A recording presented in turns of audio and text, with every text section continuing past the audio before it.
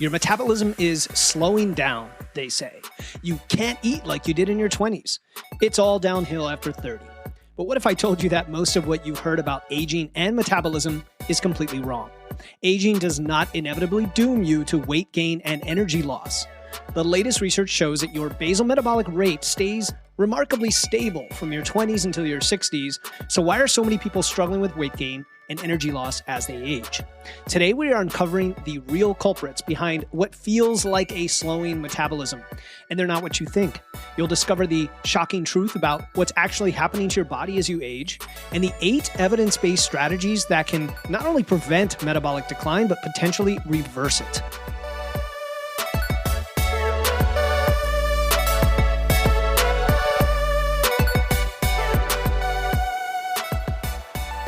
Welcome to Wits and Weights, the show that helps you build a strong, healthy physique using evidence, engineering, and efficiency. I'm your host, Philip Pape, and today we're tackling one of the most persistent myths in the fitness world, the idea that your metabolism inevitably slows down as you age.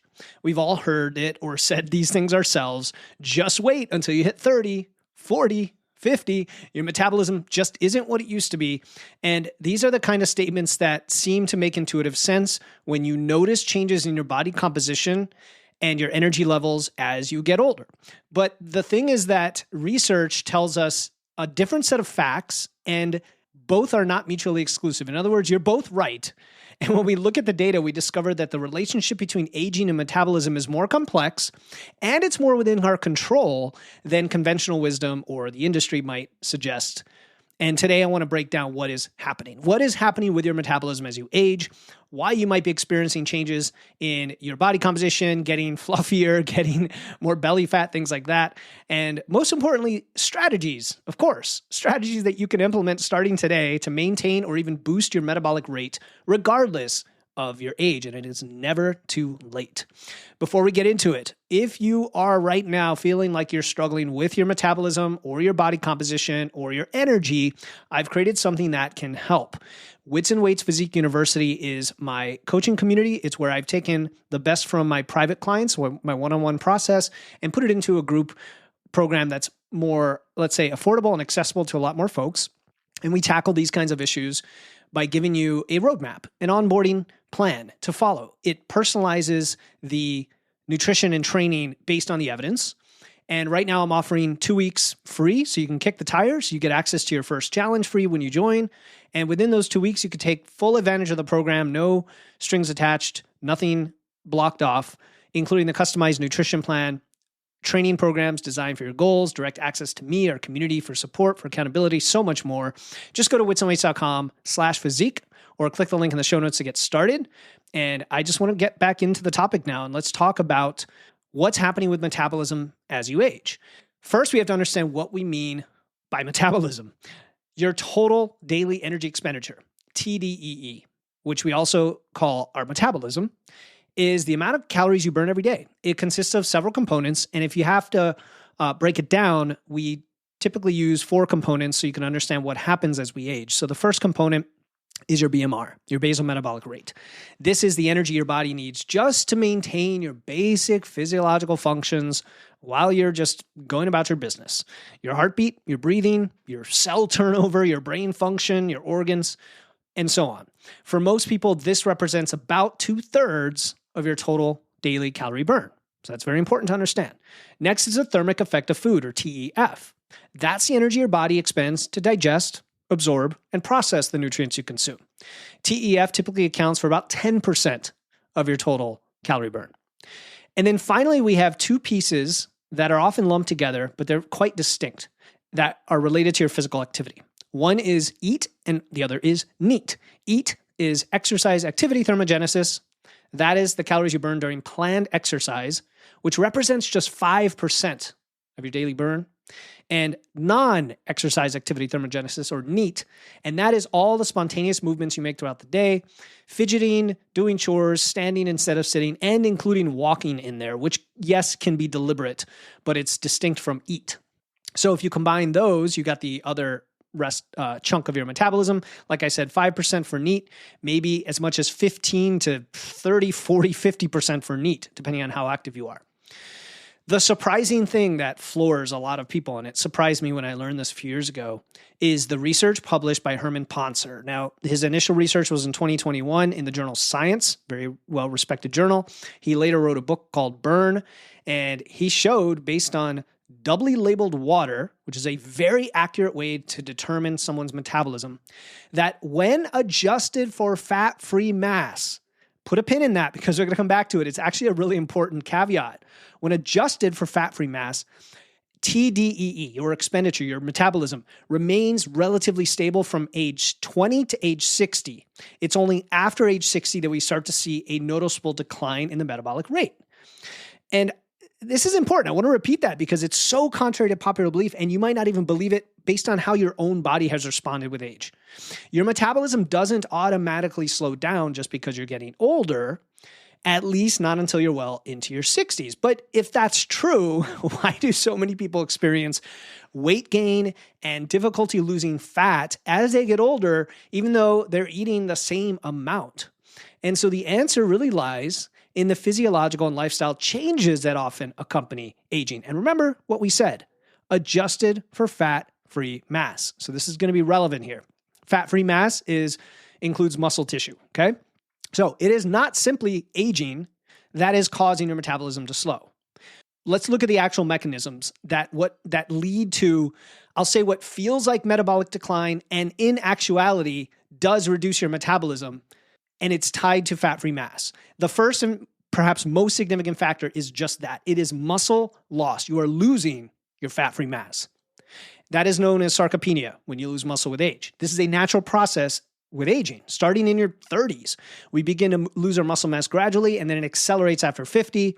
And since muscle tissue burns a lot more calories, not only at rest versus fast tissue, but for many other reasons that having more muscle burns calories, which I discussed in a past episode, episode 291, 10 reasons muscle burns even more calories than you think. Losing muscle directly then impacts your BMR, your basal metabolic rate. And research shows the average person loses 3 to 8% of their muscle mass per decade after age 30, and then this rate accelerates after age 60.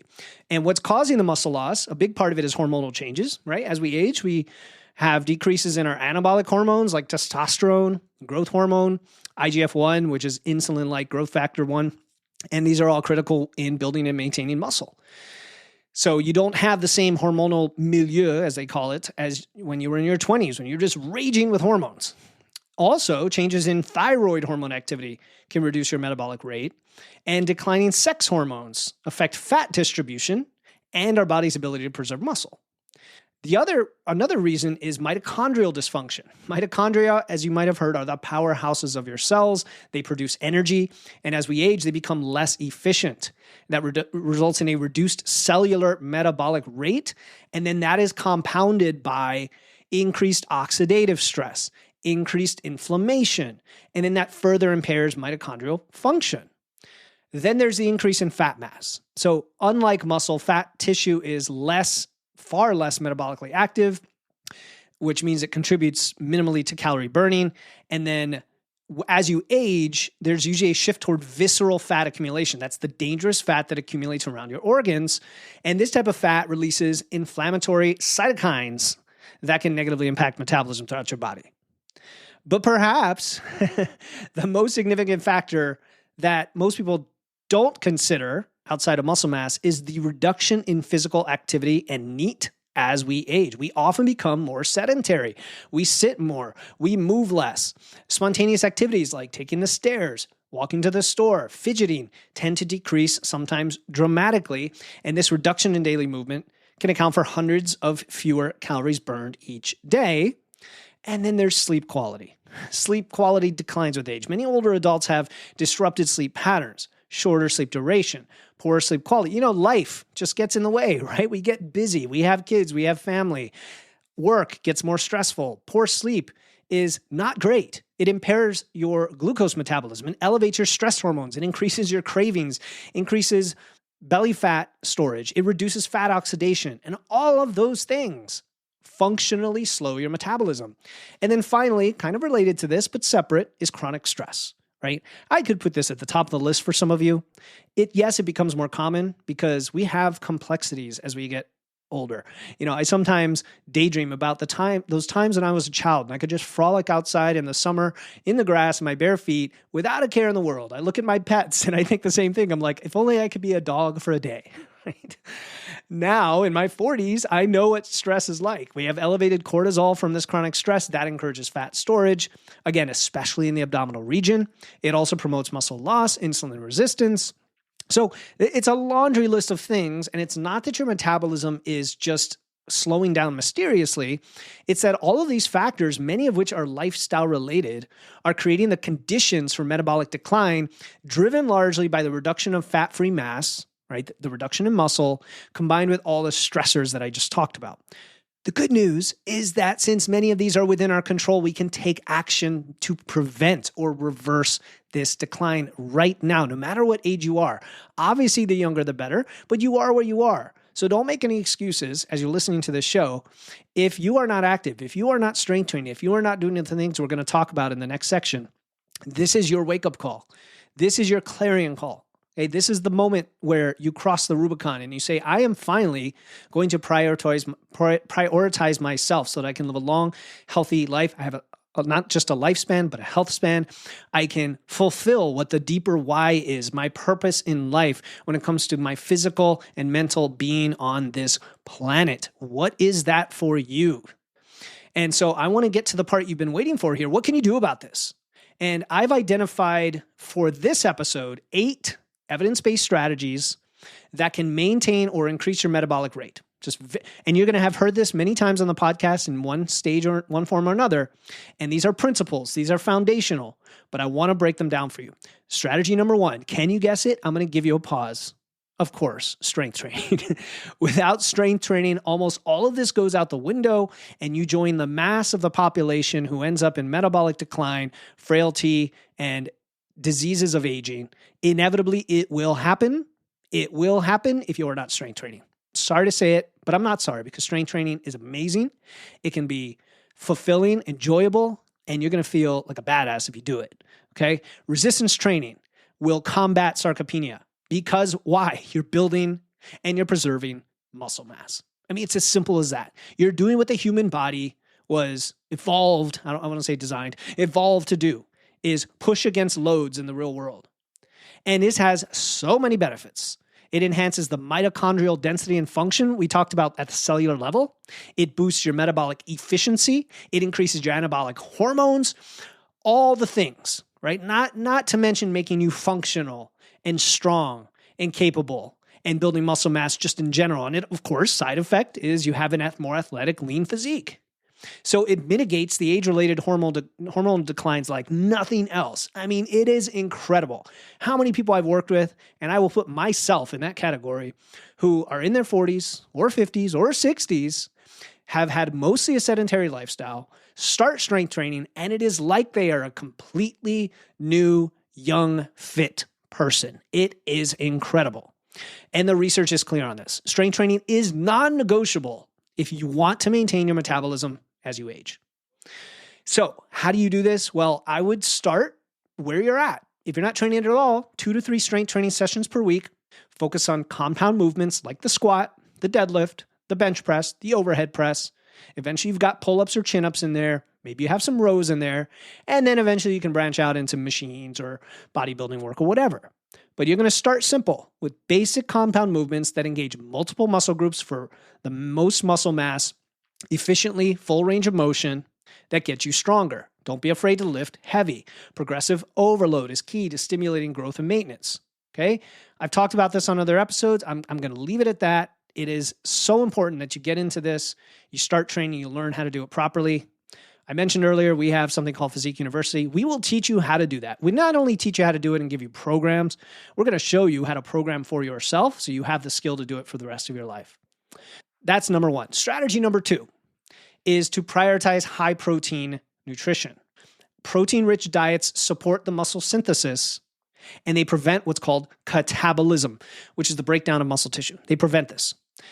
You don't need a massive amount of protein, but you probably need a lot more than you have today. Protein also has the highest thermic effect of food among the macros. Protein, fats, carbs. Protein will burn more calories being digested than carbs or fats.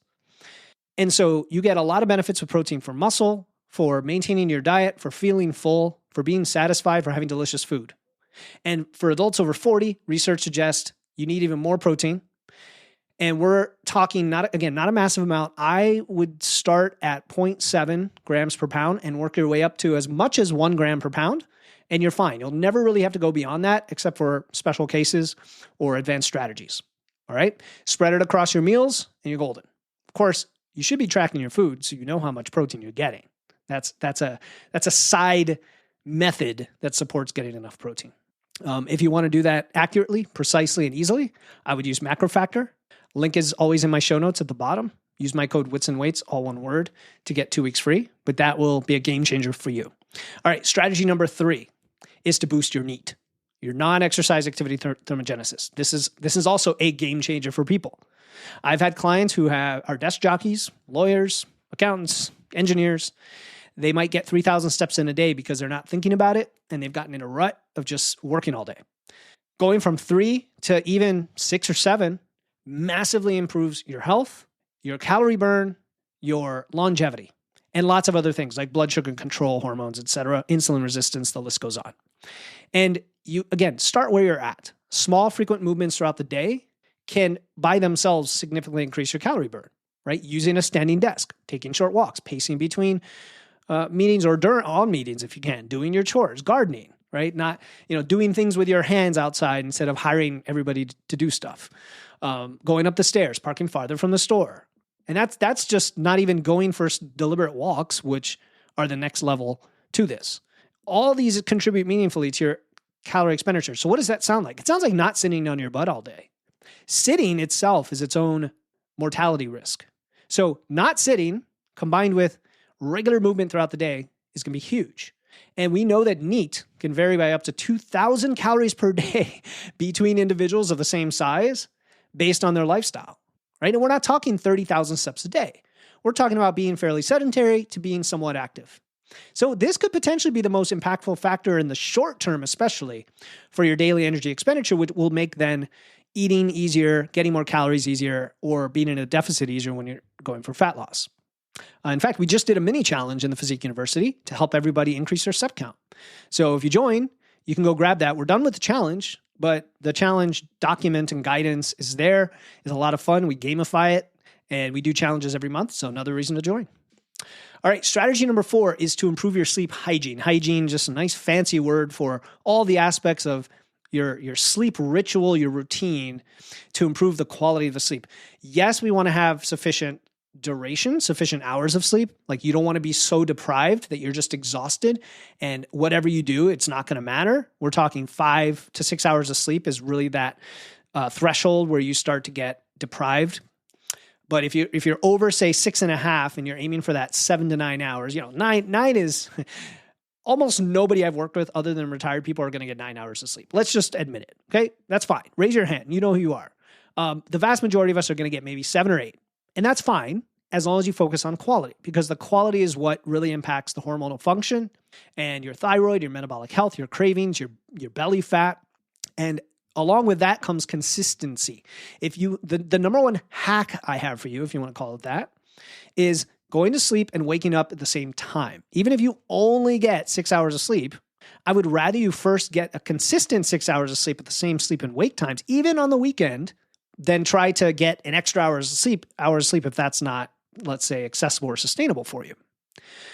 So consistency is actually the biggest game changer for people. Then there's the environment, the dark, quiet, cool environment, sleep mask. I'm a big fan of a sleep mask. I like the pressure that it puts on your eyes. It creates a sense of safety to your body, especially if you're a side sleeper and you're trying to sleep on your back. It's yet another way to create that pressure on top of you to keep you on your back.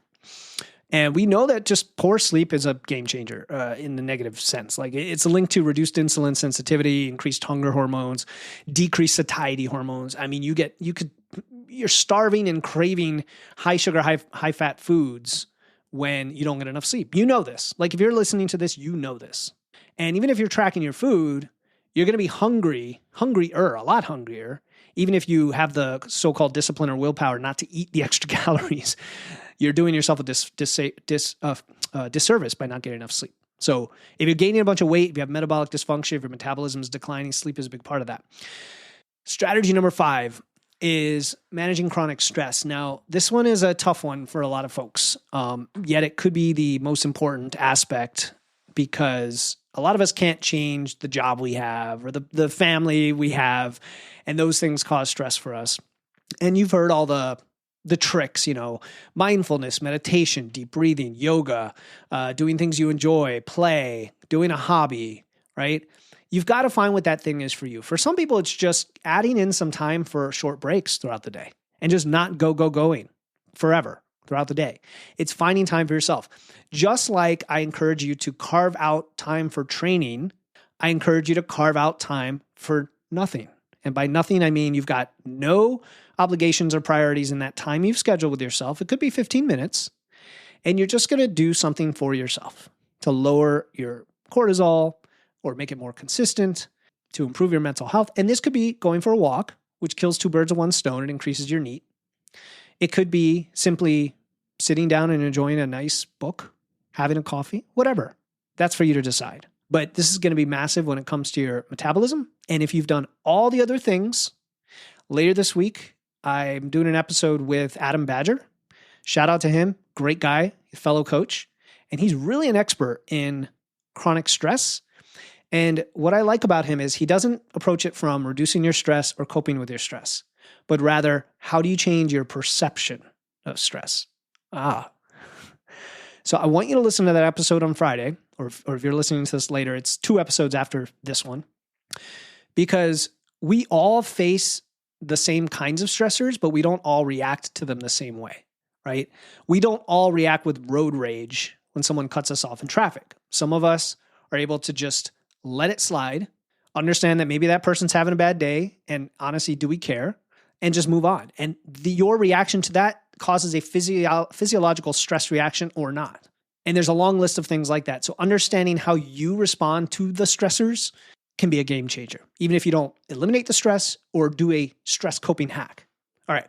Strategy number 6 is, I'll say, cardiovascular exercise or training or activity. Now, I got to be careful here because many of you are doing too much cardio, but I think there's a place for activities like play, sports, sprinting that, especially when they're anaerobic, like sprinting, that can enhance insulin sensitivity. They actually can contribute to your metabolism, your energy flux, and your training and recovery. I know that most health organizations recommend 150 minutes of moderate intensity activity per week. That's 2.5 hours? But a lot of people misconstrue that to be like running. I do not subscribe to that. I think your strength training provides a lot of the purpose of that in terms of cardiovascular health and even conditioning, yes. I think walking is the next thing that gets you to, let's say, 90, 95% in this bucket. And then the other 5-10% could be the play, the sports, the sprinting. I would avoid medium to high intensity chronic type exercise like running, unless it's something you really enjoy, but that's a whole separate topic because some people think they have to do it. Some people are addicted to it. That's all a separate topic. But I would prioritize lifting, then walking, and then a little bit of play or sprinting. All right, strategy number 7 is to actually spend time with your diet, not in a deficit, and potentially a lot of time in a slight surplus to support the first thing we talked about, which is strength training. I really should have coupled them together, but I don't want to do that because they're separate skills that have to be developed. One skill is strength training, which you could do regardless of your diet. And then the other is your diet itself, which will support your strength training and the building of the muscle. So I wanted to include this in here because, yes, in the short term, eating more food will increase your metabolism. That's not what I'm talking about. I'm talking about fueling yourself and giving yourself the energy to support your hormones, to support your muscle building to an extent where you develop metabolic health over the years and you're able to support muscle building much more efficiently. What do I mean? I mean not dieting all the time or even that frequently. So when I work with clients, what we do is we learn how to control our physique development and control our diet in a structured way where we don't feel it's restrictive, but instead it's fuel, it's energy. And most people end up, after they've gone through the first year or two of this fat loss with understanding how to build muscle as well, will start getting into yearly cycles where they might be dieting as little as, say, 6 weeks. And as the maximum you would be dieting on a regular basis is maybe 3 months. At the most, okay, in a 12-month period. So what does that leave you? Well, that leaves you with at least 9 months of not dieting.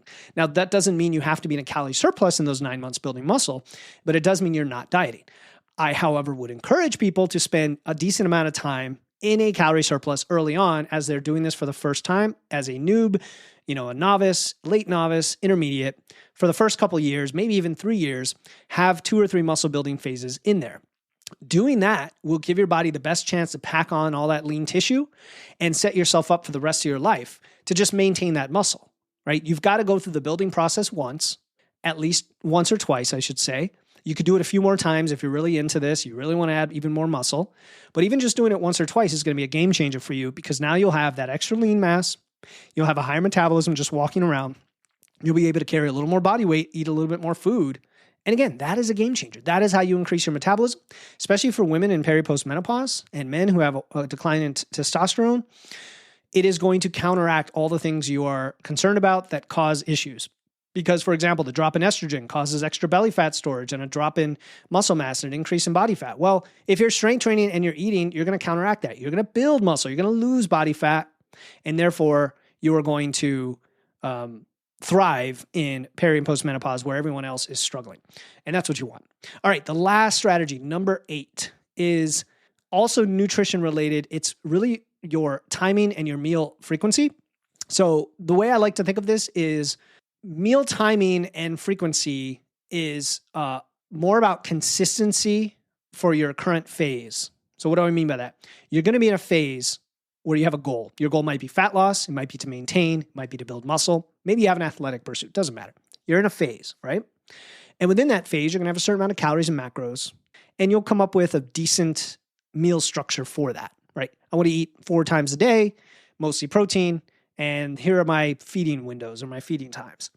The goal then is to be consistent with that. Consistent not just with quantity, but also with timing, right? We're not talking about fasting here. We're not talking about anything fancy. Just like the sleep, wake times and sleep times should be consistent.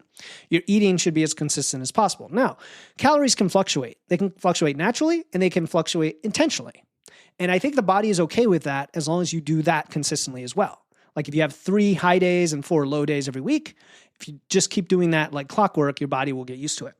And we've seen that that can improve your body's, I'll say, safety that it feels, and it will jack up your metabolism in many cases. It probably has to do with insulin sensitivity. Again, mitochondrial function, your cells. Guys, your cells, you want to baby them and treat them like pets that you're trying to take care of. And by cell, I mean just everything in your body. This includes your gut health, everything else, yes. And I don't want you to think that you have a lot of control directly over the cell, but the things you do, your cells are watching and listening and learning. They're reacting to it. Your whole metabolism is derived from how they function. And how they function is derived from what you're putting in your body, how much your energy you're giving it, and what you're doing. It's lifestyle. All the diseases we're concerned about that are the biggest killers, cardiovascular disease, diabetes, et cetera, are all, it all come from obesity, and that all comes from lifestyle, right? We have control over this. We may need help. Sometimes we need pharmacology. Totally understandable. That's fine. But it's in our control. That's the point at some level. So when you've got this, I'll call it metabolic flexibility and improved efficiency and insulin sensitivity, you're going to burn more fat. You're going to have better fat oxidation. You're going to more easily preserve lean tissue and avoid catabolism, right? I hope I'm not throwing around too many technical terms here, but really this is what it comes down to. If you understand physiology, biology, anatomy, you understand that you are almost in total control of this, even though to get that level of control may require guardrails, structure, learning, and yes, for some people, pharmacology. It depends. I'm not ruling out lots of tools for the job. We just got to get the job done, right? The effectiveness is going to vary from person to person because of genetics, but it's largely within your control. You just have to find out what works for your body and works for your lifestyle. And you don't have to implement all these 8 strategies at once. Please don't do that. Start with the foundational ones. The first 3 I talked about: strength training, protein intake, moving more. Just start there. And even there, you could just do one at a time if you'd like. Pick the one that's most accessible to you. Start doing it. If you want to increase your protein, what do you do first? Well, you got to track how much you eat and how much protein you eat. So you go use MacroFactor to do that and log it. And then you'll know within a few weeks how much protein you actually have and how much you need. Boom. You have the gap. You work up to the gap. You get there. New habit. Strength training. Well, you need to know how many days a week you're going to do it, what equipment you have access to, and then what program you're going to follow. Again, in Physique University, we make that super easy for you. Come join us. Try it out for a couple weeks. Steal all my stuff in that first 2 weeks. Get your custom nutrition plan, cut and run. You could do that if you want. I hope you don't. I hope you stick around and see the value of it and want to actually learn and grow and develop your system. It's kind of like going to college. That's why we call it university, but in a good way. Well, not good. I liked college. Some people, find it difficult. I found it difficult and I enjoyed it. But anyway, it's like going to nutrition and training school. Physique University, witsandweights.com/physique. All right. The cool thing, I wanted to give you one more fascinating little fact here, okay, about metabolism and aging related to muscle, because we think of muscle as for strength and aesthetics. But your muscle is an endocrine organ. When you contract it during exercise, your muscle releases compounds called myokines that regulate your metabolism and your inflammation. And the myokines communicate with your fat tissue, with your liver, your brain, all your organs, and create a cascade of positive metabolic effects. And that is why training itself, not just building muscle, but the training itself, improves insulin sensitivity, your hormones, your fat oxidation, reduces inflammation, supports brain health. There is a still understood, like less understood aspect of building muscle that seems to burn more fat than not building muscle, independent of all these other factors that we think we know about already. And it's incredible. And this means when you engage in strength training, you're not just building muscle to be strong, to look better. You're activating a signaling system that's just sitting there ready to be used that's going to improve your health at the cellular level. See, we're back to the mitochondria again, at the cellular level. And that's why I often tell my clients, muscle is your metabolic currency, right? The more you have, the richer your metabolic health will be. And unlike the inevitable decline in certain hormones with age that you would have if you didn't train, you're going to increase this signaling through strength training well into your 80s and 90s. Isn't that amazing? So when you pick up those weights, you're not just fighting against age-related muscle loss, you are reprogramming your metabolism at the molecular level, period. That is the power that you have over your aging process, regardless of what conventional wisdom might suggest. All right, so as we wrap up, remember aging does bring certain changes, right? That is biology. We can't avoid it. You're eventually going to die. We have to reconcile with that. But this narrative that your metabolism is doomed to slow down dramatically is just not supported by the science. I actually get a little bit annoyed and irked when I see memes about this stuff, just like I do when people make fun of how much they love cookies. Like it's this inevitable thing. I actually get annoyed by that now. I probably shouldn't, but it's kind of a defense mechanism people have because they're not doing the work. They're not focusing on their nutrition and they're not training. Maybe they don't know what to do. If so, if you know someone like that, give them a link to the podcast. But what the research shows is that many of the metabolic changes we associate with aging are heavily influenced by the lifestyle factors within our control. So if you implement the strategies we discussed today, especially strength training, protein intake, and increased movement, you can maintain or improve your metabolic health regardless of your age. Your age no longer becomes a factor. You're going to get younger as you get older. That's my philosophy right now.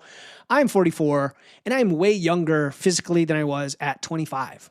And you could be that too. I don't care what age you are right now. Your metabolism does not have to decline just because you're getting older. Remember that small, consistent actions are going to compound over time. This is really about habits. This is a process that's going to take time. You're not going to overhaul your entire lifestyle overnight. So start by focusing on just one strategy today that seems most accessible to you and build from there. If you rush the process, if you're impatient, you're not going to make it, and you're going to be relegated to the vast majority of people who do see the decline in their metabolism. But if you do these things, your metabolism will thank you. Your cells will thank you for decades, right? And again, maybe the most important takeaway is you have far more control over your metabolic, not only your rate, but your fate than you may have believed. because your metabolism is not at the mercy of when you were born. It is responding to the signals you give it through your daily choices and habits. All right. If you found value in today's episode, if you want personalized guidance on optimizing your metabolism, your training, your nutrition, your body composition, your health, just join us already. What are you waiting for? You're going to regret not joining us at Wits and Weights Physique University. I have a link in the show notes, or go to witsandweights.com/physique. You're going to get 2 weeks free to just try it out. Open kimono. I will even give you a demo if you'd like. I want you to know what it's all about and what you're going to get, because I'm kind of sad when people come in and they are there for maybe a week and they don't really do anything and then they leave. I'm like, oh, you just missed out on something that is going to change your life. Yeah, there's a lot of bells and whistles in there, right? You get a customized nutrition plan from me based on your specific goals.